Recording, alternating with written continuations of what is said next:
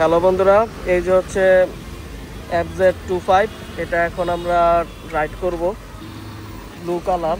এর আগে আমি এটা রাইড করি নাই, এখন দেখবো এটা রাইড করে কেমন লাগে।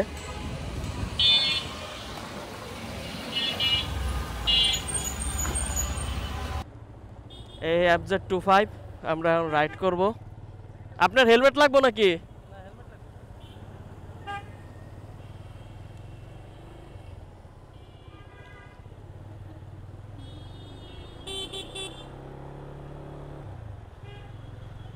খুবই স্মুথ ইঞ্জিনটা, খুবই স্মুথ, কিন্তু অনেক উঁচা লাগতেছে আমার 25 থেকে। জিক্সার 25-এর থেকে আমার অনেক উঁচা লাগতেছে।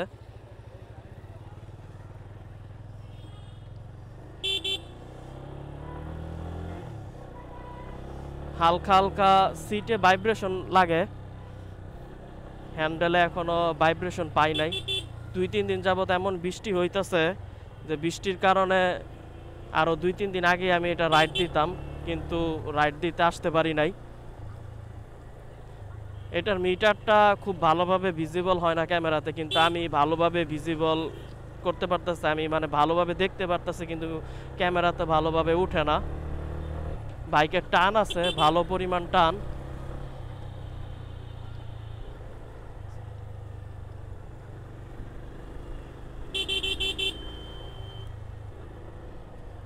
আর সবচেয়ে বড় কথা হচ্ছে এটার ক্লাসটা খুবই লাইট, খুবই লাইট, মানে খুবই লাইট।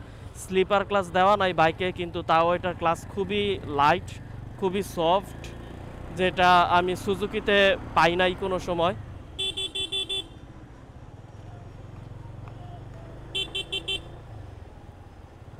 ব্রেকিংও ভালো, পিছনের বাইকটা ভালো, সামনের বাইক তো ভালো থাকবে, কিন্তু পিছনের বাইক আমার জিক্সারের থেকে ভালো দেয়। ওই সামনের থেকে ঘুরাইতেছি, ঠিক আছে।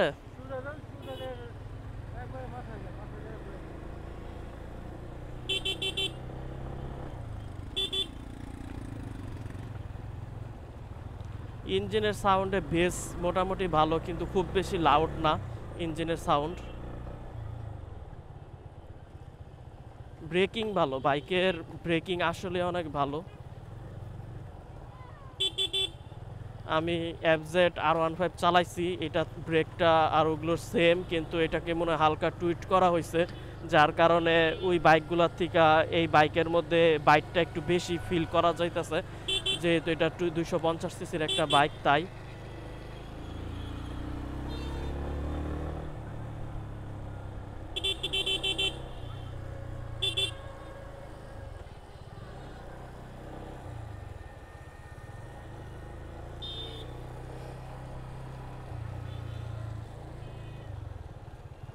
ডিসপ্লের মিটারের কালার হচ্ছে ব্লু কালার। এখান থেকে ইউটার্ন নিব। খুবই কমফোর্টেবল বাইক, খুবই কমফোর্টেবল, মানে খুবই কমফোর্টেবল, মনে হইতেছে যে আমি সোফাতে বসে আছি। সিটটা খুবই চওড়া, আর পা খুবই কমফোর্টেবলভাবে রাখা আছে আমার।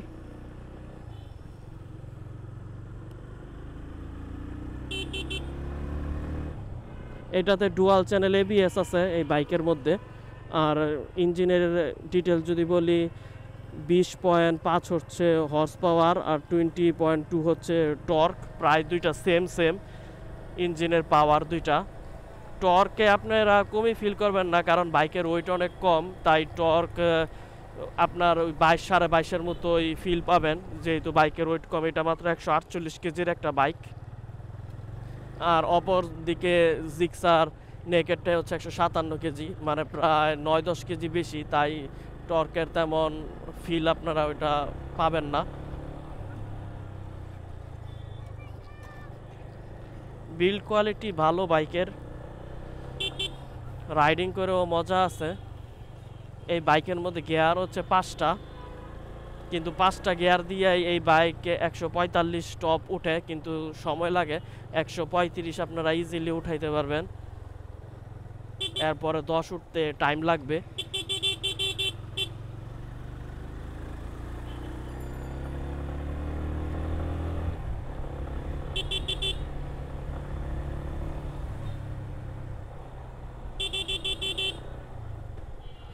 বাইক যে আমি চালাইতেছি আমার কাছে কোনো ওয়েট ফিল হইতেছে না, মনে হইতেছে আমি একটা 150 সিসির বাইকই চালাইতেছি, এতটাই পাতলা মনে হইতেছে, খুবই পাতলা মনে হইতেছে আমার বাইক।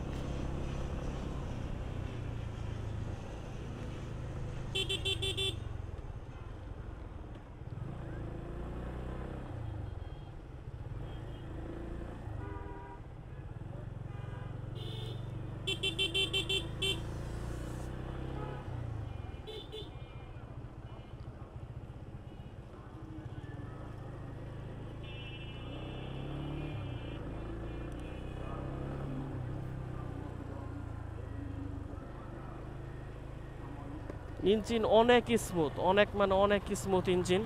ভালো বাইক কেনার মতো বাইক। বাইকের প্রাইস হচ্ছে 4,30,000 টাকা, প্রাইসটা একটু বেশি বাইকের তুলনায়।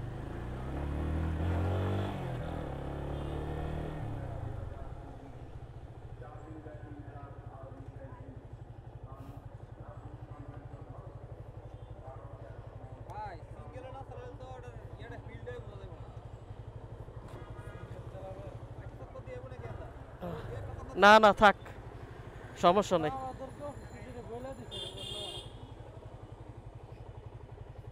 আর এ হচ্ছে বাইকের সাউন্ড। নজরুল হালকা একটু র্যাপ করতো, সাউন্ডটা রেকর্ড করি। ভাই হালকা একটু র্যাপ করেন। এই যে বাইকের সাউন্ড, হালকা হালকা, এত করিস না।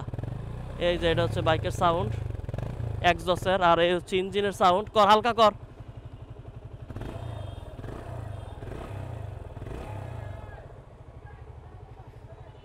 না ভালো আছে, গাড়ি ভালো আছে, বুঝছস।